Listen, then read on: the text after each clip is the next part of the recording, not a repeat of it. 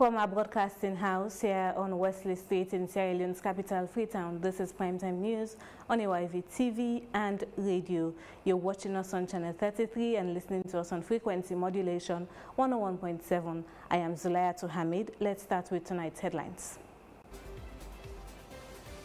Parliament passes amendment agreement to the power purchase relating to the 120 mega power watt Binkongo hydroelectric power project, despite MPs raising red flag. Laid on the table of the House on Tuesday, on the 3rd June 2020. Government and partners launched Unipod Sierra Leone under the Timbuktu initiative. This is the ability to transform local challenges into global opportunities. And AYV examines how Sierra Leone's laws are responding to digital abuse as public debate continues over proposal to restrict children's access to social media. Quite serious. And as we know,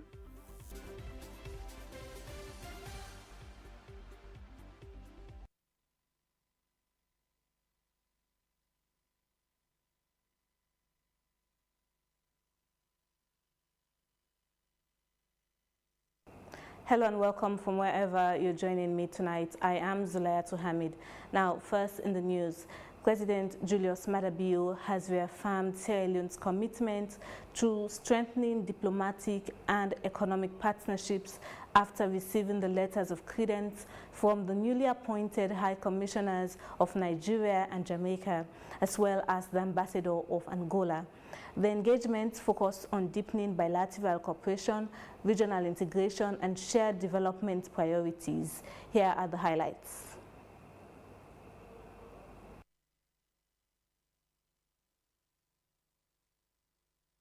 With another story, Parliament has ratified the amendment agreement to the power purchase agreement relating to the 120 mega power watt Binkongo hydroelectricity power project.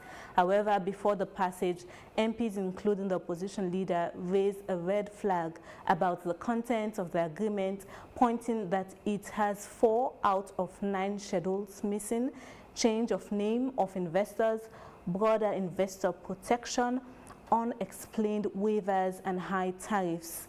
Banking on these concerns, opposition leader Honorable Abdul Kagbo raised a motion for it to be put to hold for proper scrutiny. In a split second, the said MP, after a closed-door meeting in the Speaker's chambers, revoked the motion, allowing proceeding to follow without addressing the queries made. Now, following on that story, still on Primetime News, Sierra Leone has launched a new innovation hub at Frabe College aimed at helping young people turn ideas into businesses. The Unipod Sierra Leone, established through the partnership between the government and the University of Sierra Leone, UNDP, with support from AfriCell Sierra Leone under the Timbuktu initiative, seeks to strengthen detail and digital skills, entrepreneurship, and technology-driven solutions.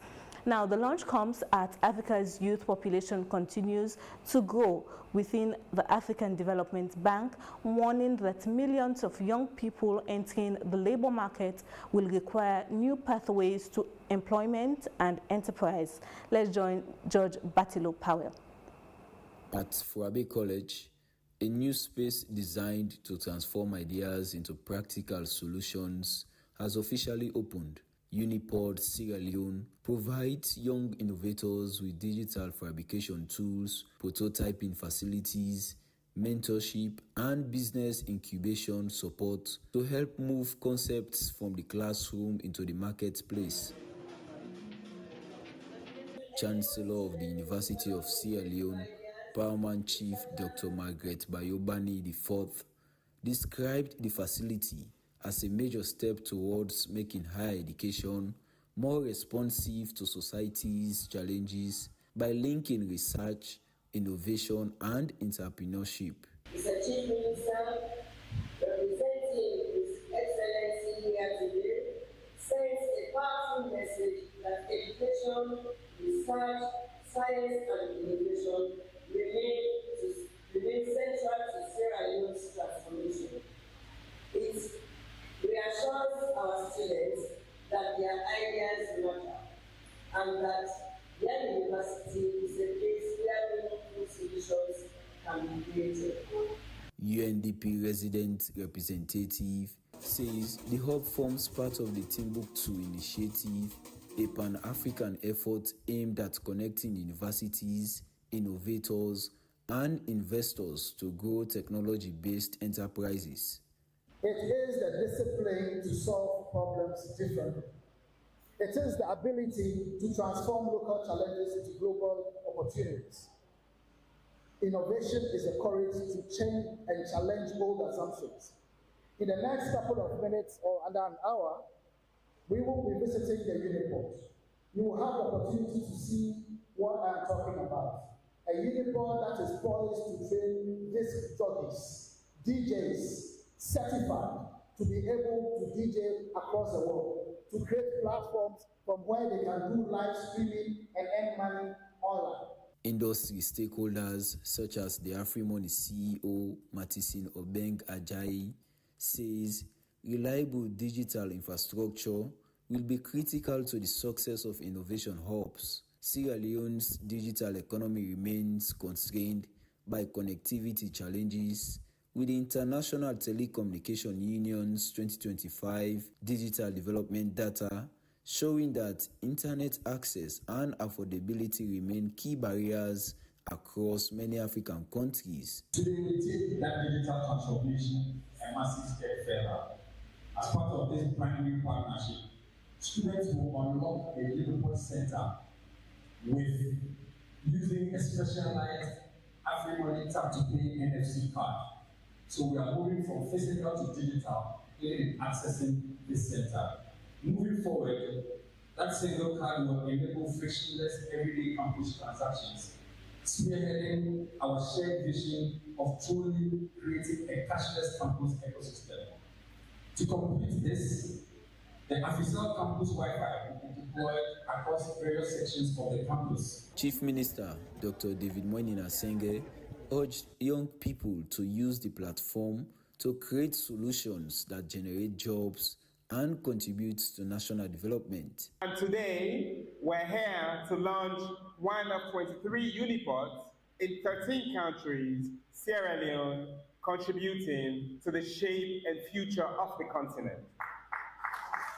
Hosted at Furabe College, one of West Africa's oldest higher education institutions, Uniport Sierra Leone places the country within a growing African movement to build youth-led innovation ecosystems and develop the next generation of entrepreneurs. George Batulo Powell, AYV News, Furabe College, Freetown. Well, away from that, as West Africa confronts a complex mix of terrorism, unconstitutional changes of government and humanitarian crisis, the Economic Community of West African States, ECOWAS, has convened the 44th session of its Mediation and Security Council at ambassadorial level in Freetown. Now the meeting, the final ambassadorial session before the authority of heads of state and government, convenes, bringing together senior diplomats to shape recommendations on the region's political and security priorities. AYV's Edima Conte tells us more. The session begins with the ECOWAS anthem, symbolizing 5 decades of regional cooperation. But today's gathering comes at a pivotal moment. According to the Armed Conflict Location and Evidence data, the Sahel remained the world's deadliest conflict zone in 2025, underscoring the growing security pressures facing the region.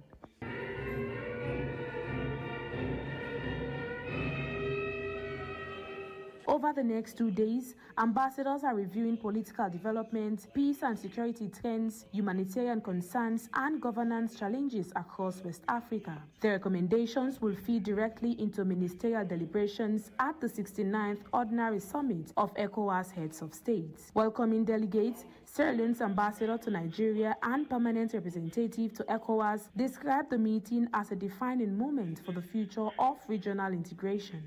We are meeting at a time when ECOWAS is navigating a complex mix of successes and challenges. This makes it a defining moment for the community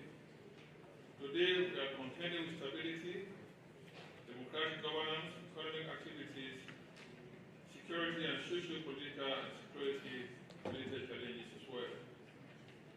Our success stories are nearly overtaken by political, humanitarian, and security-related challenges, rendering our unity, regional integration, and peaceful coexistence distant dreams. The good news, Excellency, is that we are meeting at a time when these challenges have created the opportunity for us to be determined more than ever before in our quest to create a truly integrated community. This morning we'll be considering and reviewing country-specific programs, reports amongst others. Let us be as dispassionate as possible. They are not intended to indict any country or diminish the importance or sovereignty of any member state. They are intended to guide us to take the next step into the future. Delegates say the discussions also reflect ECOWAS's determination to strengthen preventive diplomacy and preserve regional stability at a time when the bloc is navigating institutional reforms and evolving geopolitical realities. The focus here in Freetown is on regional stability. ECOWAS ambassadors are reviewing the political, security, and humanitarian situation across West Africa, with discussions expected to influence the bloc's response to emerging threats and strengthen collective peace and security efforts. ECOWAS Commissioner for Political Affairs, Peace and Security says responding to today's humanitarian and security challenges will require stronger coordination among member states, backed by sustained political commitment and collective action. We must also place human security at the center of our interventions.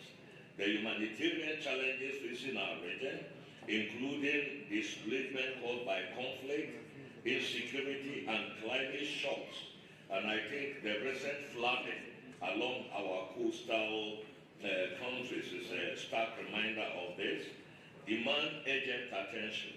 Likewise, the sustainability of our electoral support mechanism, including financing for election observation missions, remains a priority for safeguarding democracy and constitutional governance. A central thread linking all these efforts is the operationalization of the ECOWAS early warning and response mechanism. Effective early warning and timely response are the cornerstones of conflict prevention and indispensable to anticipating and mitigating emerging threats. Excellencies, as we deliberate over the next 2 days, I encourage frank, constructive, and forward-looking discussions that yield practical recommendations to strengthen peace, security, democracy, and stability of our region. The ambassadorial session is expected to conclude with recommendations that will shape decisions at the ministerial meeting and the summit of heads of state. Officials say the outcomes will influence ECOWAS's next steps in advancing peace, constitutional order, and regional security across West Africa. Edima Conte, AYV News, Freetown. Now, as debate continues over proposals to restrict children's access to social media, digital safety experts warn that far more immediate threat lies online. The non-consensual sharing of intimate images is exposing children and young people to exploitation, psychological trauma, and lifelong reputational harm. According to the Internet Watch Foundation's 2025 annual data, reports of child sexual abuse imagery online continue to remain at record levels, underscoring the scale of the global challenge. AYV's Abubakar Siddiqui Jallo examines how Sierra Leone's laws are responding to the growing form of digital abuse. Well, just imagine small pikin, let's say below the age of 16. If we not tell them waiting, because all things they are social media, all things, you go able land book day, you go able spoil yourself day, you go able completely go astray, just depending on social media. So when we begin prepare, we mind it, because we get for make that proposition, we will get for control how we begin to use social media, because the parents. President Bio's call for stronger online safeguards comes as concerns grow over digital exploitation. The Child Rights Global Safety Institute estimates that more than 300 million children worldwide experience technology-facilitated sexual exploitation and abuse each year, making online abuse one of the fastest-growing child protection threats globally. This number shows the harsh psychological reality of a generation being systematically violated online. These kinds of videos have profound and long-lasting impact on the overall well-being of these individuals because they are not yet much developed emotionally, psychologically. They need support. Guilt, embarrassment, the depression, the anxiety, the trauma, the PTSD, and maybe the self-harm, all those things. I think they need support. People should stop sharing their nude videos of photos or. Mental health professionals say victims often experience anxiety, depression, and social isolation long after intimate images are shared online. Investigators warn that encrypted messaging platforms and anonymous online accounts are increasingly being used to circulate such material, amplifying harm while making perpetrators harder to trace. It is quite serious, and as we know, it has been recurring. It is not the first time this has happened. It is almost becoming a pattern. Children under 16 should not have social media accounts, as was considered fit in the case of Australia, in the case of Turkey, in the case of the United Arab Emirates, and as is being considered by the United States and the United Kingdom. A person caught will take appropriate legal, administrative, social, and educational measures to protect the child from all forms of online violence, exploitation, including bullying, harassment, economic exploitation, personal data misuse, and harmful content. That is what Section 26 of the Child Rights Act of 2025 says. People may take advantage of them, etc. How about the fact that in such circumstances, they may be the offenders? In Sierra Leone, the Cybersecurity and Crime Act criminalizes the creation, possession, and distribution of intimate images without consent, with offenders facing severe penalties upon conviction. Legal experts say the law provides an important framework, but insist that stronger enforcement, digital literacy, and responsible online behavior are equally essential to protecting children and restoring confidence in the country's digital space. Abubakar Siddiqui Jallo, AYV News, Freetown. A strong public service is often the backbone of effective government delivery. In Sierra Leone, efforts are underway to modernize the system through a proposed public service bill aimed at improving professionalism, accountability, and efficiency across government institutions. Now, the Public Service Commission, with support from Invest Salon and UK International Development, has held a stakeholders consultation to gather inputs from ministries, departments, and agencies. Let's hear from Ibrahim Ramadan Jallo. If we want to bring change in the public sector, we want to diversify, we want to ensure that the public sector is inclusive, there's a dire need for us to get young people into the public sector. Officials from across government have met in Freetown to review the proposed public service bill, a legislation expected to provide a more unified framework for managing Sierra Leone's public sector. Reform advocates say a comprehensive legal framework could help strengthen standards, performance management, and accountability. So today, as far as I'm concerned, the efforts of governments to revamp the public service architecture as articulated in Cluster 5, the National Development Aspirations in the Big Five Game Changers, has come to reality. The Public Service Commission remains fully committed to the transformative agenda of the public service into a performance-oriented and disciplined organization. The public service in Sierra Leone has evolved in structure over the years, consistent with national development aspirations of governments. This has necessitated various public sector reform programs by governments, with the support of development partners such as the World Bank, the EU, the UNDP, with the overall objective to transform the public service into an organization capable of service delivery to the people of this country. The World Bank's 2025 Governance Assessment highlights that improving public sector effectiveness remains critical for countries seeking better service delivery and stronger institutions. Stakeholders say the consultation provides an opportunity to address gaps, improve conditions, and build a public service that responds more effectively to citizens' needs. It is my distinguished honor and privilege to address this important consultative workshop on the formulation of the Public Service Bill, an initiative that marks a pivotal milestone in our collective effort to strengthen governance and reposition the public service as a catalyst for national development. Public Service Bill. So this is the 5th consultation over the past 2 weeks. And in considering this, it provides the opportunity for us to reflect on insights and perspectives that have emerged from the regional consultations as well as previous processes.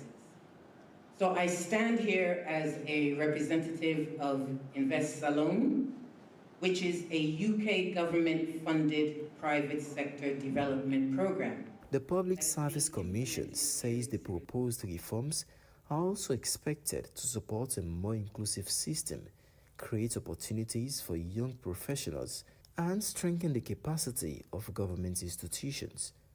Ibrahim Ramadan Chalo, AYV News, Freetown. Every child deserves a safe space and place to call home.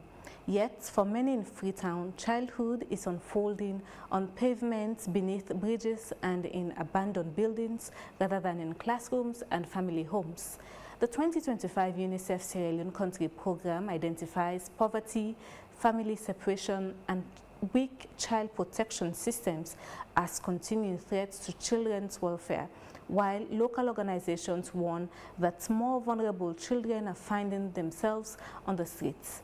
AYV's James Hamid Kamara explains and examines the human stories behind one of the city's most persistent social challenges.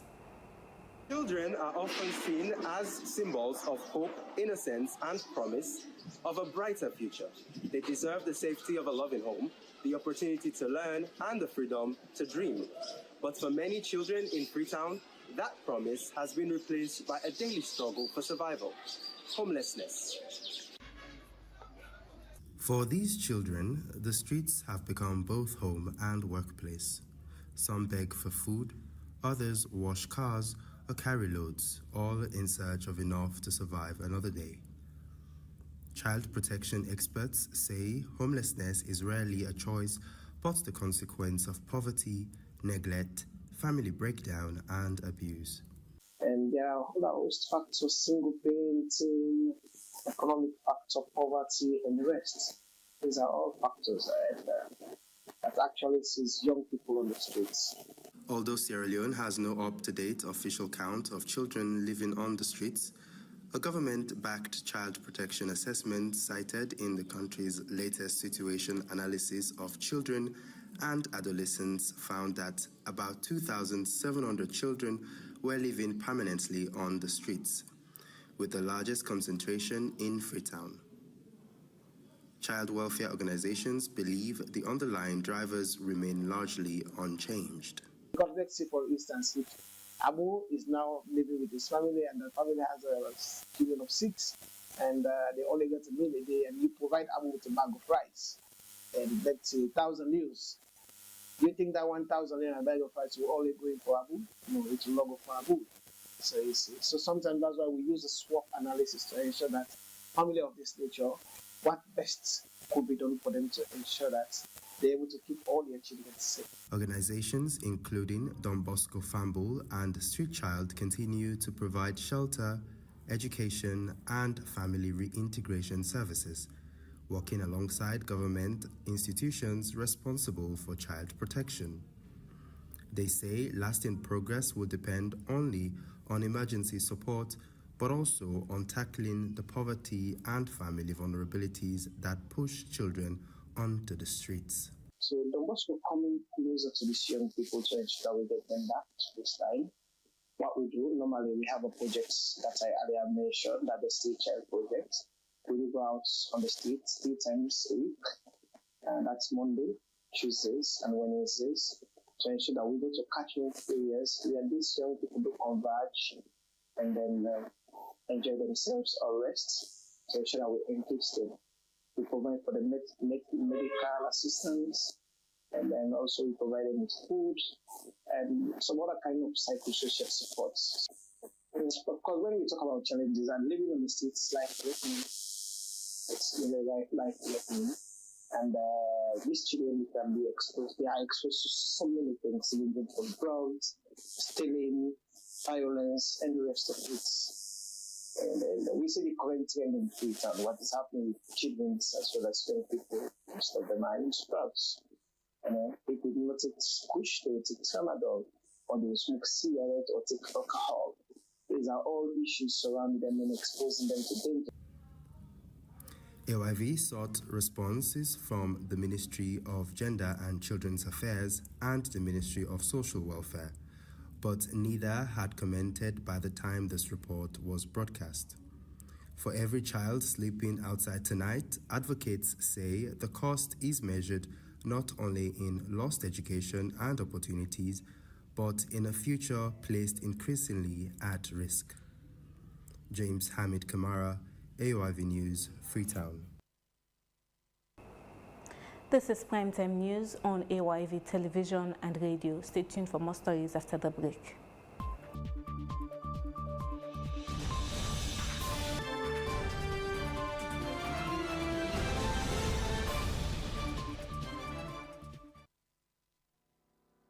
Do you know you can transfer money, buy airtime, and pay all your utility bills in just a minute?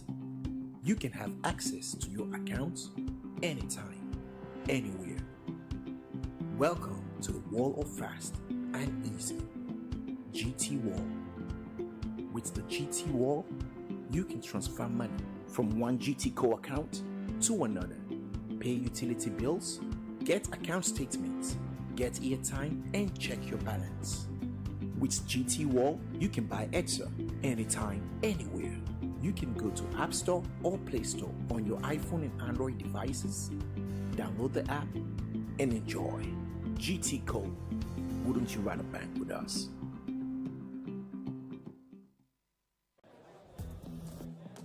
Mutig.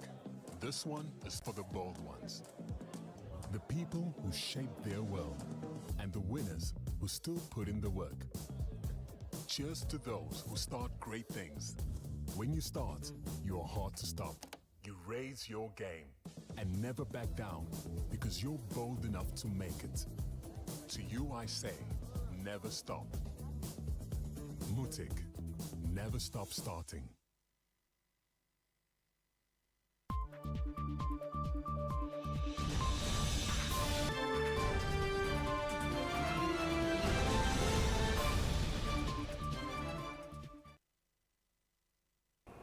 Welcome back. I am Zulayatu Hamid and this is AYV's Primetime News. Thank you for joining us tonight. Let's take more stories.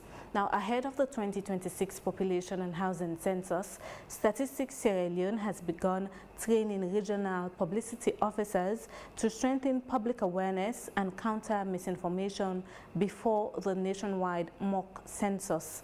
Now, the exercise follows international census standards promoted by the UN Statistical Commission, which emphasize effective public communication as a critical tool to achieving an accurate population count.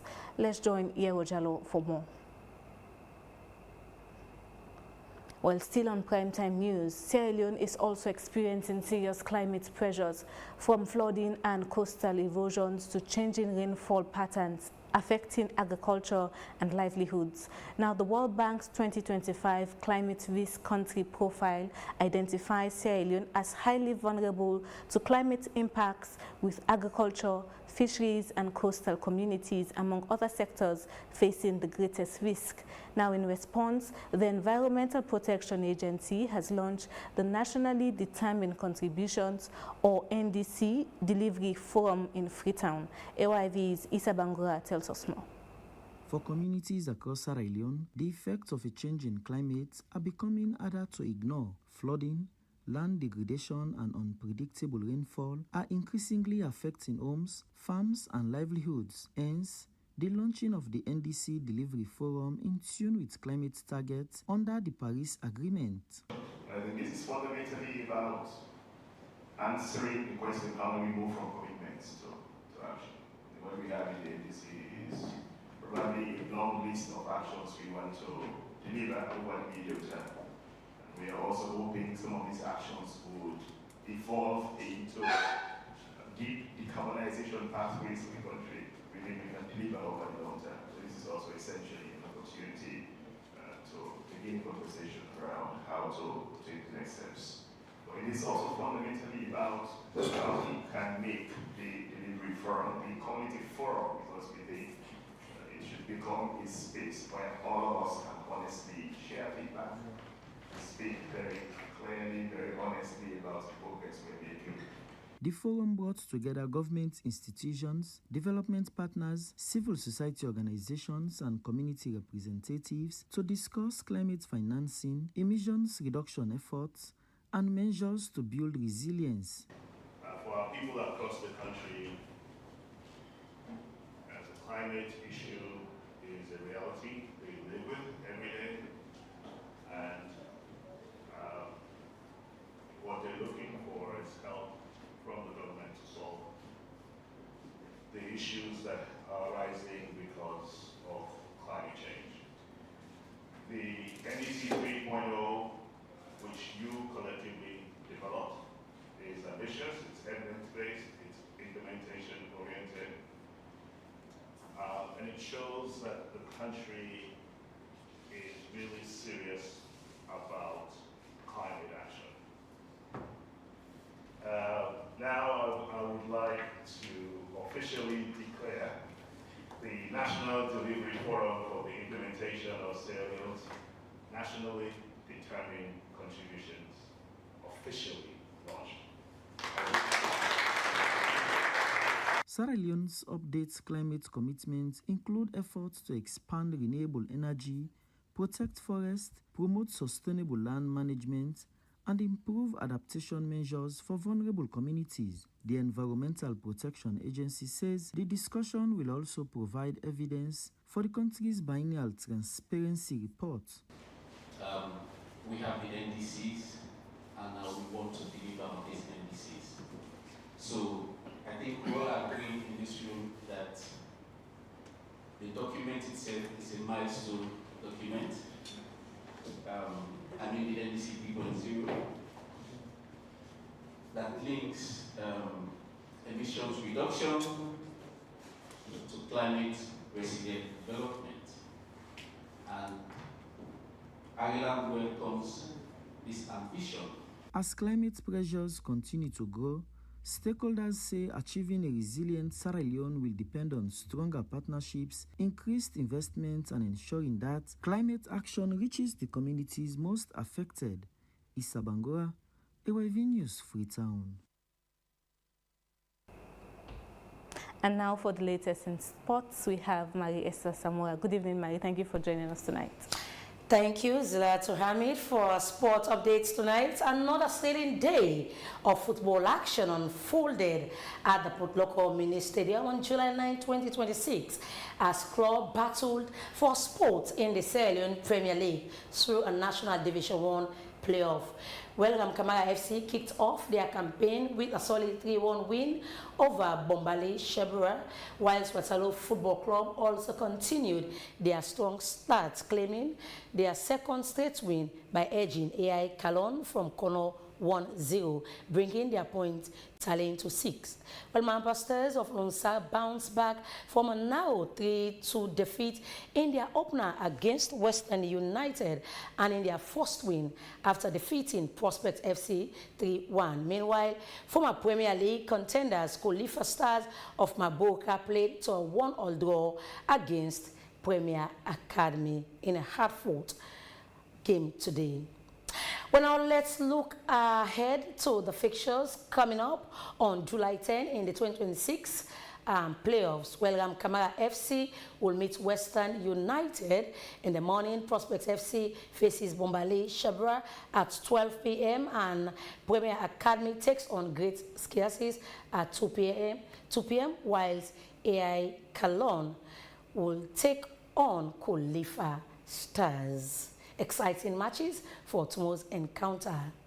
And now quickly in the Sierra Leone Men's Premier League, Bo Rangers FC, the reigning champions of the league, suffered a surprising 2-0 loss on the road against relegation-threatened Abacha City. That crucial win keeps Abacha City hopes alive as the season heads into its final week. To secure their survival, Abacha City must win against FC Kalon in their final game and hope that mighty Blackpool, Freetonian Slipher and Diamond Stars stumble in their respective matches. And currently in the ongoing World Cup, France are leading Morocco by 2-0 currently. Kylian Mbappe and as well as Dembele have scored for France and the match is ongoing. Well, that's all for sport updates tonight. Over to you, Zulatu. Thank you very much, Esther, for the latest in sports. I know we have to catch up on World Cup, so we'll have to leave here as of now.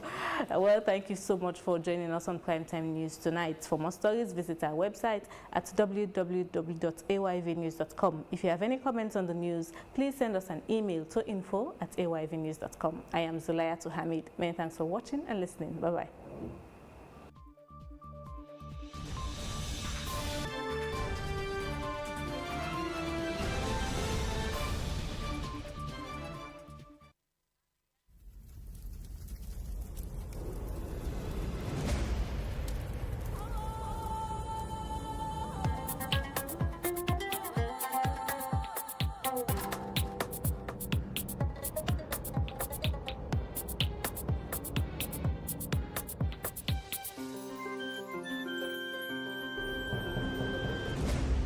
You're watching AYV Television.